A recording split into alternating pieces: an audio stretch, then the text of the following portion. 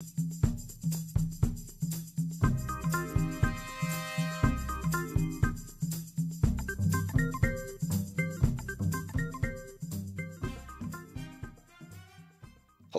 and thank you for listening to today's episode of JAT Cast, the official podcast of the Journal of Athletic Training. I'm your host, Luke Donovan.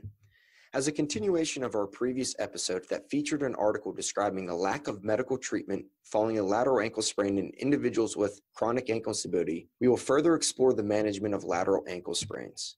For the second episode, I will summarize another article from the special thematic issue on ankle sprains and instability titled Athletic Training Service Characteristics for Patients with Ankle Sprains Sustained During High School Athletics by Dr. Janet Simon and colleagues from Ohio University, University of North Carolina at Chapel Hill, Indiana University, and Lebanon Valley College.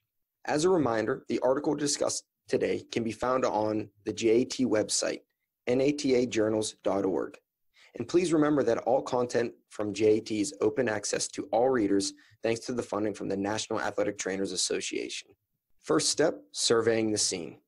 To recap part one of this episode, we explored the study by Dr. Hubbard Turner, who found that 64% of individuals with CAI did not seek medical attention following their initial sprain.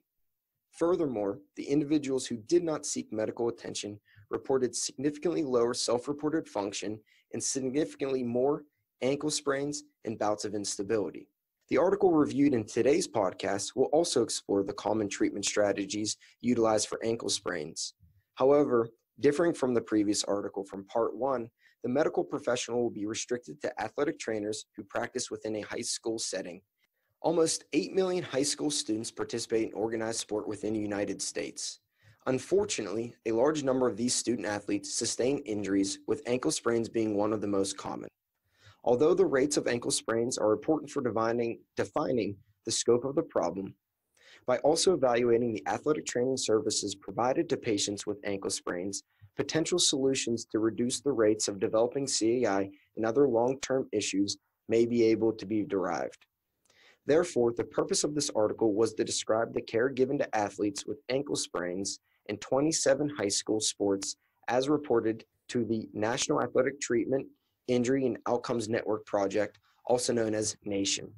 Over a 3-year period, NATION captured injury and AT service data for 27 high school sports across all preseason, regular season, and postseason practices, as well as all competitions.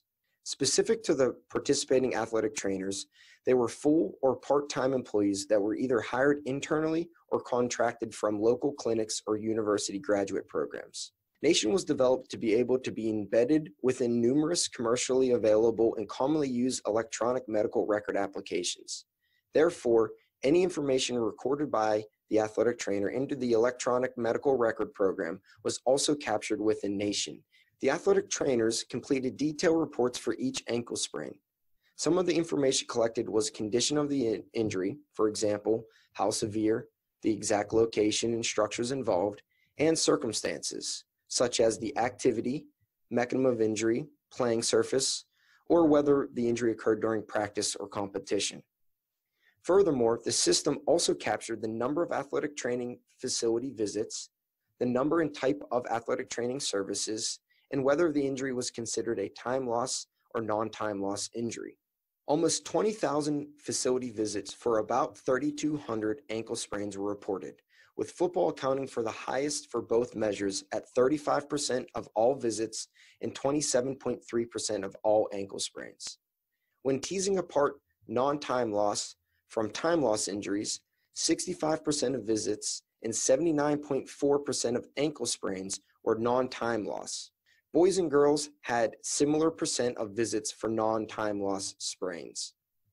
In terms of services, 71,404 athletic training services were provided for all patients with ankle sprains, with therapeutic activities or exercises being the most common broad type of services at 47.4%. When examining specific service independent range of motion, tubing strength, proprioception training with the device, taping, and isotonic strength were the most common, with the percentage of patients completing these services ranging from 11.4 to 14.7%. Almost 70% of services were for time loss ankle sprains. An average of 22 services were reported per ankle sprain. The average number of AT services was higher for time loss sprains when compared to non-time loss injuries. Overall, the study was able to capture the frequency and most common AT service for patients with an ankle sprain in high school settings. This study found that the majority, almost 80% of ankle sprains reported in the high school setting were non-time loss injuries that generated at least one athletic training service. Given the abundance of literature that capture the long-term consequences of ankle sprains, proper management of the acute injury is vital to break the continuum of reduced physical activity and compromised quality of life. In addition to the overwhelming evidence that shows ankle sprains are not benign injuries, presently, there has been systematic reviews that provide robust recommendations to properly manage ankle sprains. Some of the primary recommendations include the early use of NSAIDs in conjunction with ice, compression, and elevation, early return to motion rather than prolonged immobilization, the use of external ankle support for up to 1 year, and the incorporation of balance, exercise, and coordination training as soon as weight bearing is well tolerated. Based on findings by Dr. Simon's study, it appears that some athletic training services do not include these recommendations. Services can also be further improved by including services focused on manual therapy and having a large portion of the services being focused on therapeutic exercise. Overall, it is concerning to see that almost 80% of ankle injuries were non-time loss, meaning the athletes returned to practice or competition within 24 hours of the injury. Considering that other studies report a high rate of developing CEI following the initial sprain. However, given the number of AT facility visits and services provided, it is clear that athletic trainers are widely utilized within high schools. Going forward, we must continue to educate all stakeholders on the long-term consequences of ankle sprains and begin to uncover roadblocks that impede athletic trainers from administering the best clinical care that is supported by evidence-based recommendation. Please remember to rate and subscribe to the podcast, which is available on iTunes, Google Play, Spotify, YouTube, and Stitcher. You can find out more information about upcoming podcasts and other JAT events on our Twitter, Facebook, and Instagram accounts at JAT_NATA. Thank you for listening and keep a lookout for next month's JAT cast.